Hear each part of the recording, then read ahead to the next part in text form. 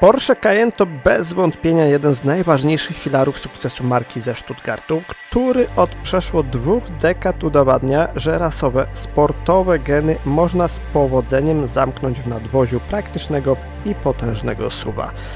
W przeciwieństwie do mniejszego Macana, którego producent radykalnie i bezceremonialnie zelektryfikował, tradycyjne spalinowe Cayenne nigdzie się na szczęście nie wybiera.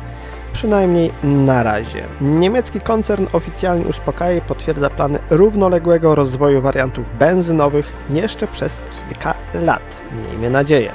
Testowana bazowa odmiana z silnikiem 3.0 V6 w specyfikacji Black Edition udowadnia, że już podstawowy wariant potrafi dostarczyć kierowcy sporo radości z jazdy, łącząc wysoką kulturę pracy, bardzo rozsądne spalanie oraz świetne wyposażenie, które zadowoli niemal każdego konesera marki. Zainteresowani? Jeśli tak, to zapraszam do oglądania mojego testu.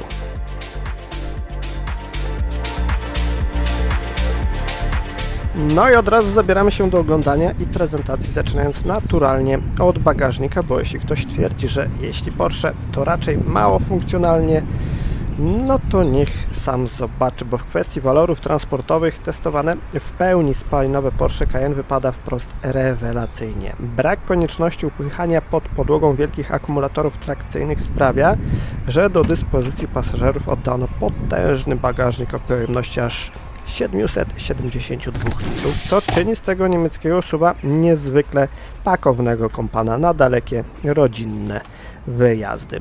Kiedy zajdzie potrzeba przewiezienia większych gabarytów po złożeniu oparć drugiego rzędu siedzeń, przestrzeń ta rośnie do imponujących 1708 litrów. A tutaj możecie zobaczyć, jak działa pneumatyczne zawieszenie z możliwością opuszczenia tylnej osi, co troszeczkę ułatwia pakowanie cięższych przedmiotów do środka.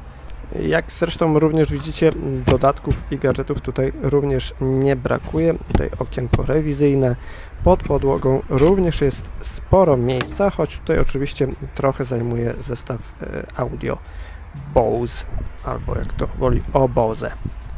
Dla porównania, jako rynkową ciekawostkę warto zostawić ten wynik z bardzo popularną proekologiczną odmianą e-Hybrid. Tam bazowo mamy 627 litrów i maksymalnie 1563 litry po złożeniu oparć. Jeśli chodzi o fizyczne wymiary kufra, to między ścianami bocznymi jest to około 105 cm, do oparć drugiego rzędu siedzeń również około 105 cm, a po złożeniu oparć kanapy do foteli jest jakieś 190 cm. Dobra, to tyle z bagażnika. Czas zajrzeć do środka, zaczynając oczywiście od kanapy. Czarno-czarna wersja. Ja nie jestem fanem, ale wiem, że są tacy, którzy takie uwielbiają. No i jeszcze domykanie drzwi, bardzo lubię ten dodatek. Ok, zaglądamy do środka, zaczynając oczywiście, a jednak nie.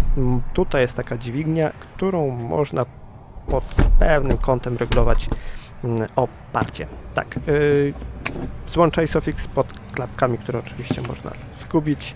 Szkoda, że nie ma tam takich normalnych klapek albo gumek, co kto woli. Tunel środkowy dość wysoki, no ale trudno, to jest Porsche, a nie jakiś elektryczny cudak chiński. Pod maksymalnie opuszczonym fotelem jest mnóstwo miejsca, zresztą sami zobaczcie, siedzę sam za sobą i tu jest naprawdę sporo przestrzeni. Tu jest dość twardo, tutaj mamy oczywiście świateczkę, twardo, ale wyłożone taką imitacją skóry. No raczej nie jest ona naturalna. Nawiewy, dodatkowe strefy klimatyzacji, mała półeczka, porty USB-C, dodatkowe złącze zasilania 12V. I co mamy tam dalej? Oczywiście kolejna siateczka, podłokietnik bardzo szeroki i komfortowy. Tu nie ma co prawda przejścia do bagażnika, ale to możemy sobie załatwić w taki sposób. Lepsze, gorsze rozwiązanie? Chyba nawet trochę lepsze. Bardzo przyjemne i miękkie zagłówki, olbrzymie okno dachowe, oczywiście opcjonalne, nie wiem, czy bym je wybrał, to już kwestia gustu. Dodatkowe oświetlenie, haczyk tu miejsce na roletkę, tu dodatkowy haczyk, jakość materiałów bardzo przyzwoita, choć jest tutaj dość twardo. Spasowanie, no raczej dobrze. Tutaj ładny, miękki materiał, wykończenie, więc tutaj nic nie będzie latało po zakrętach i hałasowało. Tu, jak mówię, twardo, Wszystko spasowane bardzo, bardzo przyjemnie. Dobra, tyle z kanapy. Czas zasiąść za kierownicą.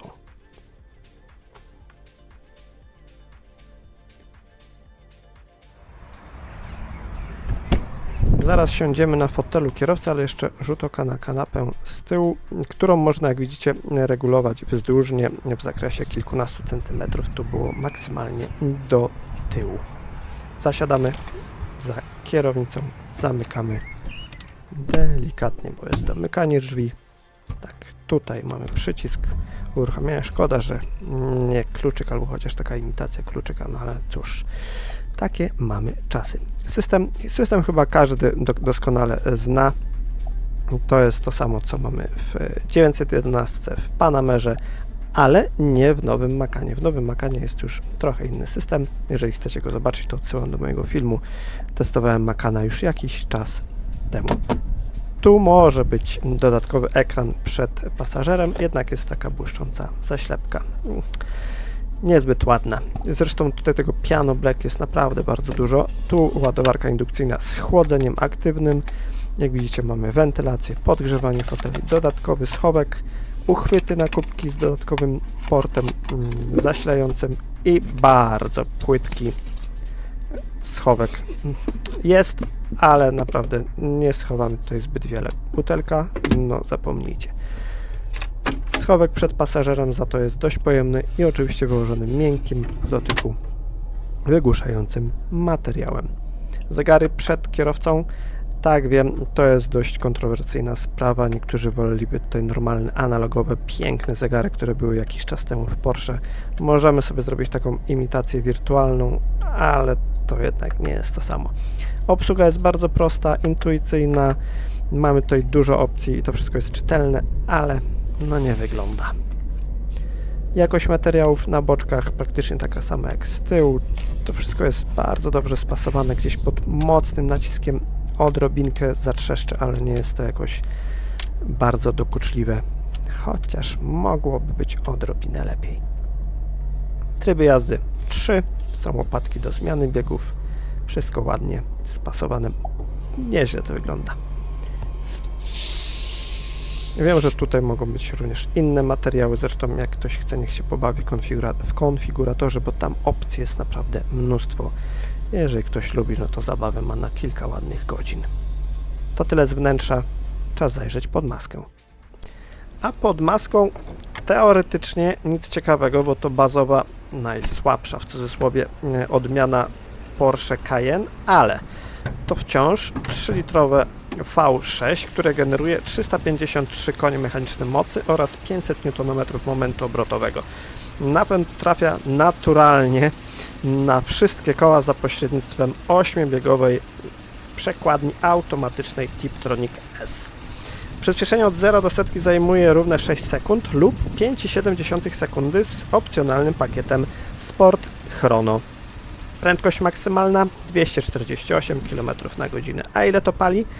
W mieście nie mało, ale w trasie zresztą sami zobaczycie. To tyle. Czas zasiąść za kierownicą. I witam Was z powrotem za kierownicą Porsche Cayenne, bazowego Porsche Cayenne z silnikiem 3.0 V6 o mocy 353 koni mechanicznych. Najpierw pokonamy około 10 km po mieście spokojnym tempem, a potem sprawdzimy, jakie jest średnie zużycie paliwa. Mamy chwilę czasu, więc możemy troszeczkę porozmawiać o historii, bo aby w pełni zrozumieć fenomen Cayenne, trzeba cofnąć się aż do 2002 roku, kiedy to zadebiutowała pierwsza generacja tego modelu. Decyzja o stworzeniu masywnego SUV-a przez producenta kultowego 911 wywołała wówczas w motoryzacyjnym świecie potężne trzęsienie ziemi i falę oburzenia wśród purystów. Chyba było podobnie z Panamerą. No i wszyscy się mylili, bo ryzyko bardzo się opłaciło. Samochód odniósł gigantyczny sukces komercyjny i dosłownie uratował markę przed bankructwem, stając się jej finansowym fundamentem. Druga generacja, produkowana w latach 2010-2017, przyniosła radykalne zrzucenie wagi, znacznie smuklejszą sylwetką oraz wnętrze czerpiące garściami z luksusowej wówczas Panamery. To właśnie wtedy Porsche śmiało wkroczyło w świat elektryfikacji, wprowadzając pionierskie warianty hybrydowe, które zdefiniowały model jako niesamowicie uniwersalne auto do jazdy na co dzień. Trzecia generacja, z którą mamy do czynienia obecnie, to już absolutny popis inżynieryjny na platformie MLB Evo. Samochód wielki i praktyczny, ale prowadzący się z precyzją zarezerwowaną dotąd dla rasowych aut sportowych pod warunkiem, że jest wyposażony we wszystkie dodatkowe pakiety i systemy poprawiające jazdę. Jakiś czas temu miałem okazję spróbować na torze Silesia Ring prowadzić wersję Cayenne bez tych systemów i zaraz potem z tymi systemami i wrażenie, różnica jest kolosalna, chociaż jeżeli ktoś będzie tym autem jeździł głównie po mieście albo w trasie, no to nie wiem, czy ten dodatkowy wydatek ma sens, no ale to już sami możecie ocenić. Ale wracając jeszcze do Cayenne, co niezwykle istotne w dzisiejszym mocno zawirowanym rynku, debiut i pełna elektryfikacja mniejszego Macana wcale nie oznaczają na szczęście końca drogi dla klasycznego Cayenne. Włodarze Porsche chyba przyznali się poniekąd do błędu z Macana i jasno nakreślili swoją strategię. Spalinowe wersje Cayenne'a mają przed sobą bezpieczną teoretycznie przyszłość. Generacja z potężnymi silnikami V6 i V8 będzie w kolejnych latach nadal rozwijana i modernizowana, a przede wszystkim ciągle sprzedawana, aby sprostać nie tylko nowym normom emisji, ale i wymaganiom klientów, bo jak to zwykle bywa, klienci zawsze głosują swoimi portfelami, a w przypadku Macana, zresztą sami chyba doskonale wiecie, jak to było i nadal jest. A jeśli jesteście zainteresowani tym modelem i chcecie zobaczyć, jak on się spisuje w praktyce, to już odsyłałem Was do mojego testu, który robiłem jakiś czas temu. I jeszcze teraz wracając do Cayenne, wspominałem Wam, że w konfiguratorze jest naprawdę bardzo, bardzo dużo opcji. Ok, w bazowej wersji brakuje kilku rzeczy, co chyba oczywiste, ale jeżeli chodzi o wnętrze, to możemy naprawdę sobie tam poszaleć, jeżeli chodzi o kolory, dodatki, przeszycia, tapicerki, podsufitki itd., itd. Ta wersja jest dość konwencjonalna i tutaj oprócz właśnie wentylowanych foteli itd. Chyba nie ma zbyt wiele dodatków, ale jak tam się bawiłem w konfiguratorze, można sobie zrobić jasną tapicerkę, taką truflowy kolor, nie wiem, nie znam się na kolorach, dla mnie są tylko 3 kolory, zresztą doskonale wiecie jakie. I naprawdę tej zabawy jest mnóstwo, ale jeżeli ktoś nie bardzo chce się z tym wszystkim bawić, tylko po prostu zaznaczyć jedno i mieć, powiedzmy, zagwarantowane, że w tej wersji będzie większość najciekawszych rzeczy, to właśnie ta odmiana Black Edition chyba ma sens dla takich trochę leniwych ludzi, którzy chcą kliknąć, kupić. Też bym tak chciał, ale nieważne, bo testowany właśnie egzemplarz zjechał z linii produkcyjnej specjalnej, chociaż może nie do końca, konfiguracji Black Edition. Ja nie przepadam za takimi seriami, bo zazwyczaj one kojarzą się właśnie z tym, że wszystko jest czarno-czarne. Tutaj szaleli z tym, ale ciasno, ale się udało. I tak, akurat w tej konkretnej konfiguracji lakier jest czarny, chociaż metaliczny, nawet ładnie wygląda, chociaż utrzymać go w czystości to dramat. Wnętrze jest czarne, mamy sporo piano black, czego nie lubię, ale w konfiguratorze można sobie to jakoś tam pozmieniać. Tak czy inaczej, w tej wersji dostajemy przyciemnione klosze przednich reflektorów HD Matrix LED, które wyglądają bardzo dobrze i świecą rewelacyjnie. Mamy również ogromne, chociaż w tym samochodzie nie aż tak bardzo ogromne, 21-calowe felgi we wzorze RS Spider Design, które jako jedyne na szczęście nie powieliły w całości tego trochę ponurego koloru, przełamując tą ciemność efektownie polerowanym, jaśniejszym frontem ramion i możemy sobie wybrać w zasadzie niemal wszystkie felgi z oferty, mogą być również w kolorze złotym, albo jak ktoś ma taką fantazję, lakierowane na kolor nadwozia, możemy również wybrać biały lakier, albo zielony, albo czerwony, więc po co to całe Black Edition? Nie wiem. mogło być w sumie Special Edition albo cokolwiek. Tak czy inaczej, wnętrze testowanej odmiany moim zdaniem to jest strefa komfortu, w której znalazło się absolutnie wszystko, co kluczowe do pochłaniania długich tras w naprawdę najwyższym standardzie. Znakomicie wyprofilowane fotele z 14-kierunkową regulacją elektryczną zadbały o doskonałą pozycję za kierownicą, oferując przy okazji bardzo pożądane właśnie systemy wentylacji i podgrzewania, a ta wentylacja przy tych rekordowych blisko 40-stopniowych upałach przydała się naprawdę, to było zbawienie. Oprócz tego mamy adaptacyjne zawieszenie pneumatyczne, chociaż bez tych wszystkich systemów wspomagania PTCC i tak dalej, nie pokazuje pełni możliwości, ale tak czy siak możemy sobie je podwyższyć w trybie off-road, obniżyć w trybie sport lub sport plus, a wtedy to naprawdę robi się z tego dość twarde, ale nie zabetonowane auto. No i prowadzenie jak na takiego kolosa fantastyczne. No ale chyba chcecie wiedzieć, co tam drzemie pod maską. Zresztą to już widzieliście. A jest to bazowa, najsłabsza i pomijając to wyposażenie Black Edition, również najtańsza edycja Porsche Cayenne. Ale czy najgorsza? Czy ja wiem? Może pod maską wolałbym nawet najsłabsze V8, no bo tutaj tego dźwięku nie ma aż tyle, jakby się chciało, chociaż ta V6 brzmi bardzo przyjemnie, ale tak czy inaczej mamy tutaj 3-litrowe właśnie V6, które generuje całkiem przyzwoite, solidne 353 konie mechaniczne mocy oraz 500 Nm momentu obrotowego. Oczywiście na papierze i na tle najpotężniejszych, ponad 700 konnych wariantów hybrydowych, czy tego kultowego już w sumie wariantu Turbo GT, to bazowy V6 nie należy do grona najszybszych aut w segmencie i w ofercie. W rzeczywistości jednak ten silnik dostarcza absolutnie wystarczającą dawkę dynamiki i potrafi dać zaskakująco dużo frajdy z jazdy. I potrafi również pozytywnie zaskoczyć, jeżeli chodzi o spalanie, ale o tym za chwilę. Jak już wspominałem, przyspieszenie od 0 do pierwszej setki zajmuje równe 6 sekund, ale jeżeli sobie wykupimy pakiet Sport Chrono, będzie to 5,7 sekundy. Wskazówka prędkościomierza kończy wspinaczkę na wartości 248 km na godzinę. Z punktu widzenia kierowcy najważniejsza okazuje się jednak wybitna kultura pracy tej widlastej szóstki i przyznam, że podczas jazdy nie miałem specjalnie ochoty na, mówiąc tak kolokwialnie, pałowanie tego samochodu.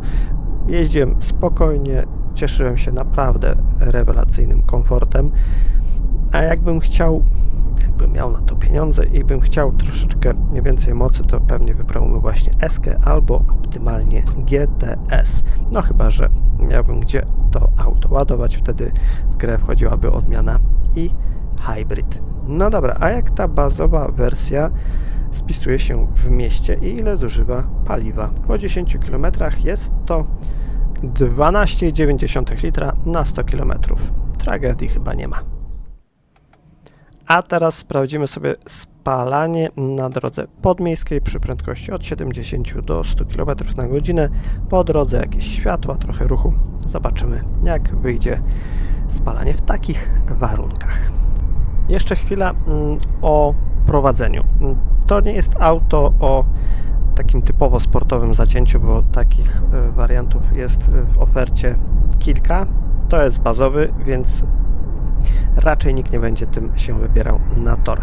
Pneumatyczne zawieszenie naprawdę podnosi komfort i o ile nie ma tutaj takiego typowego trybu komfort, jeżeli chodzi o tryb jazdy czy tryb zawieszenia, to już w trybie normal, czuć taką nutkę właśnie takiego sportowego zacięcia. Wiemy, że jedziemy Porsche, ale jest naprawdę bardzo, bardzo komfortowo i wybieranie nierówności, również tych poprzecznych, jak na tak dużą masę pojazdu, rewelacyjne. Naprawdę jazda tym samochodem w każdych warunkach, czy to po trasie, czy w mieście, to czysta przyjemność. A ile ta czysta przyjemność kosztuje? No bo w końcu mówimy o Porsche Cayenne, mimo że bazowym, no to raczej nie jest to tania zabawa. bo najtańsze Porsche Cayenne z silnikiem 3.0 V6 startuje obecnie od kwoty 479 000 złotych. A jeżeli zdecydujemy się na testowaną, znacznie lepiej wyposażoną wersję Black Edition, trzeba przygotować minimum 548 000 złotych. No dobrze, ale za co dopłacamy? Otóż wersja Black Edition różni się od tego skromniejszego wariantu bazowego przede wszystkim obecnością kilku pakietów opcji, oferując w standardzie m.in. wspomniane 21-calowe obręcze RS Spider Design, adaptacyjne zawieszenie pneumatyczne, przyciemnione reflektory LED Matrix HD oraz panoramiczny dach. Tak, za to w normalnej wersji dopłacamy, tu mamy w standardzie. Ponadto odmiana ta wyróżnia się z zewnątrz sportowym przednim zderzakiem i licznymi detalami w czerni na wysoki połysk, a w kabinie rozpieszcza jeszcze skórzaną tapicerką, podgrzewaną kierownicą GT, fotelami z 14-kierunkową regulacją oraz systemem audio Bose, co w zwykłym Cayenne wymagałoby naznaczenia kilku bardzo kosztownych pozycji w konfiguratorze, ale to nie zmienia faktu, że w konfiguratorze i tak możemy sobie sporo rzeczy jeszcze pozaznaczać, więc jak się trochę z tym pobawiłem, to kwota 600-650 tysięcy bez problemu pęknie, a wtedy już możemy się rozglądać właśnie za Cayenne S, ale tak można w nieskończoność, bo jeżeli chcemy bazowe Porsche i sobie je doposażymy, to cena wjeżdża już w rejony Porsche z lepszym silnikiem i tak dalej, więc nawet jak ktoś by miał 700-800 tysięcy, to pewnie tyle by wydał. A jak ze zużyciem paliwa po 10 km drogą podmiejską wyszło 8,3 litra na 100 km, to już całkiem nieźle. A teraz jeszcze droga ekspresowa, prędkość 120 km na godzinę i sprawdzimy, jakie będzie średnie zużycie paliwa po około 10 km. Postaram się utrzymać równe tempo, ale ruch jest spory, i nie czarujmy się, chyba się nie uda, ale to trudno. No cóż, chyba czas na krótkie podsumowanie tego testu i muszę Wam przyznać, że dość ciężko mi to auto ocenić tak jednoznacznie, bo tak, z jednej strony nawet bazowa wersja naprawdę to nie bójmy się słów, to jest fantastyczny samochód.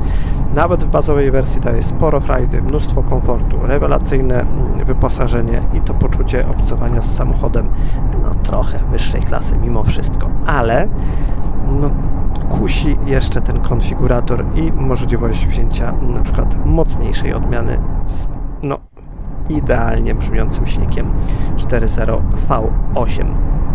A jeśli jeszcze do tego dokupimy sportowy wydech, sportowe zawieszenie i te wszystkie pakiety wspomagające jazdę, to wyjdzie nam jakaś niebotyczna kwota i tak można w kółko. Tak, to jest Porsche.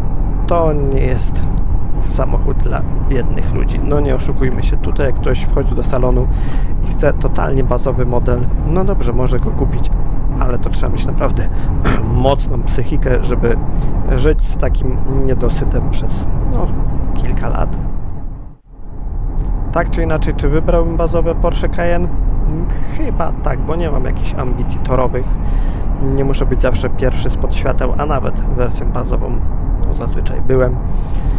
Ale wybrałbym ten model w trochę innej konfiguracji, chociaż to już naprawdę kwestia gustu. Tak czy inaczej, spalanie w mieście czasami dobijało do 14-15 litrów. Jak się postarałem, to widzieliście, było poniżej 13. A w trasie? W trasie jak na tak duże auto, to chyba nie spodziewałem się aż tak dobrych wyników. Zresztą zobaczcie sami, po 10 km ekspresówką wyszło 8,7 litra na 100 km. Całkiem nieźle. A teraz sprawdzimy sobie jeszcze elastyczność od 90 do 100 km na godzinę w trybie normal. I już. A teraz jeszcze tryb sport.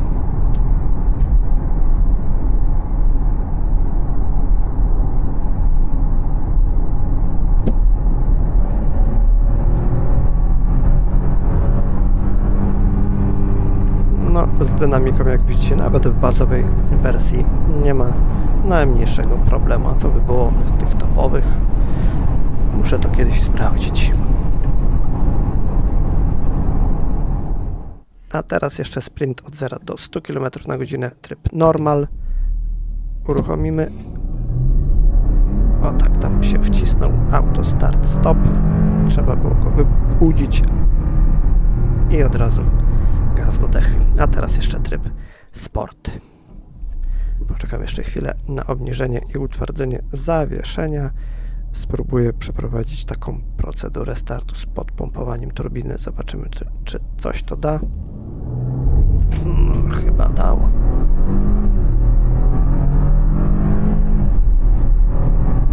Jak widzicie, bazowe, najsłabsze w cudzysłowie Porsche, a ile daje frajdy z jazdy. No to by było chyba na tyle. Bardzo dziękuję Wam za oglądanie mojego filmu i oczywiście zachęcam do subskrybowania, zostawiania komentarzy, komentowania, krytykowania, zostawiania też próśb, może co następne powinienem przetestować, albo jak, albo czego jeszcze brakuje. Dawajcie znać. Dzięki jeszcze raz za oglądanie i do zobaczenia. Cześć!